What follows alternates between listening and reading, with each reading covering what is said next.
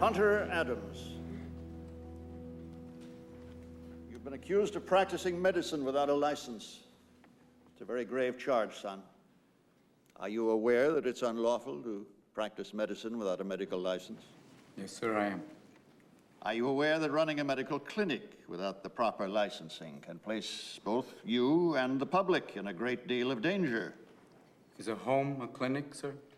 If you are admitting patients and treating them, physical location is irrelevant. Yes, sir. Will you define treatment for me? Yes, treatment would be defined as the care of a patient seeking medical attention. Have you been treating patients, Mr. Adams? Well, sir, I live with several people. They come and go as they please. I offer them whatever help I can. Mr. Adams, have you or have you not been treating patients at your ranch? Everyone who comes to the ranch is a patient, yes. And every person who comes to the ranch is also a doctor. I'm sorry. Every person who comes to the ranch is in need of some form of physical or mental help. They're patients. But also every person who comes to the ranch is in charge of taking care of someone else. Whether it's cooking for them, cleaning them, or even a simple task as listening. That makes them doctors. I use that term broadly, gentlemen, but is not a doctor someone who helps someone else? When did the term doctor get treated with such reverence as, oh, right this way, Dr. Smith, or, excuse me, Dr. Scholes, what wonderful foot pads, or, pardon me, Dr. Patterson, but your flatulence has no odor. At what point in history did a doctor become more than a trusted and learned friend who visited and treated the ill? Now, you ask me if I've been practicing medicine. Well, if this means opening your door to those in need, those in pain, caring for them, listening to them, applying a cold cloth until a fever breaks, if this is practicing medicine, if this is treating a patient, then I am guilty as charged, sir. Did you consider the ramifications of your actions? What if one of your patients had died? What's wrong with death, sir? What are we so mortally afraid of? Why can't we treat death with a certain amount of humanity and dignity and decency and, God forbid, maybe even humor? Death is not the enemy, gentlemen. If we're going to fight a disease, let's fight one of the most terrible diseases of all, indifference. Now, I've sat in your schools and heard people lecture on transference and professional distance. Transference is inevitable, sir. Every human being has an impact on another.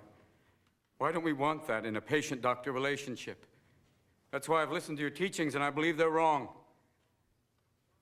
A doctor's mission should be not just to prevent death, but also to improve the quality of life. That's why you treat a disease, you win, you lose. You treat a person, I guarantee you'll win, no matter what the outcome. Now here today, this room is full of medical students. Don't let them anesthetize you. Don't let them numb you out to the miracle of life. Always live in awe of the glorious mechanism of the human body. Let that be the focus of your studies and not a quest for grades, which will give you no idea what kind of doctor you will become. Mr. Adams, please turn and don't address the wait till board. you're on the ward to get your humanity back. Start your interviewing skills now. Start talking to strangers. Talk to your friends. Talk to wrong numbers. Talk to everyone. Mr. Adams. And cultivate friendships with those amazing people standing in the back of the room. Nurses, they can teach you.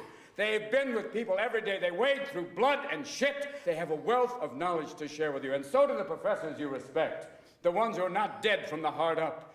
Share their compassion. Let that be contagious. Mr. Adams, I demand that you turn and address the board. Sir, I want to be a doctor with all my heart.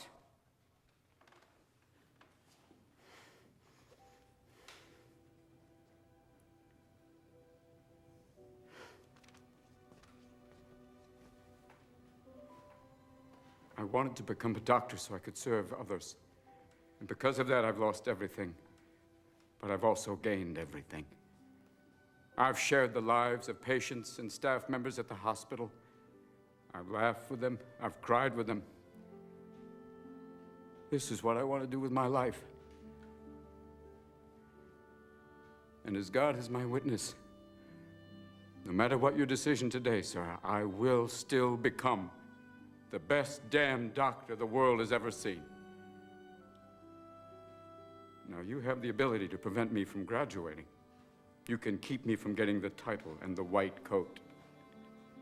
But you can't control my spirit, gentlemen. You can't keep me from learning. You can't keep me from studying.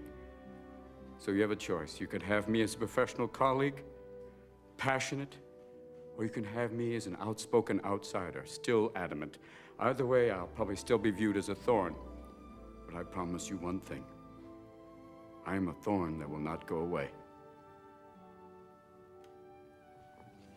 Is that all? I hope not, sir. We will adjourn briefly.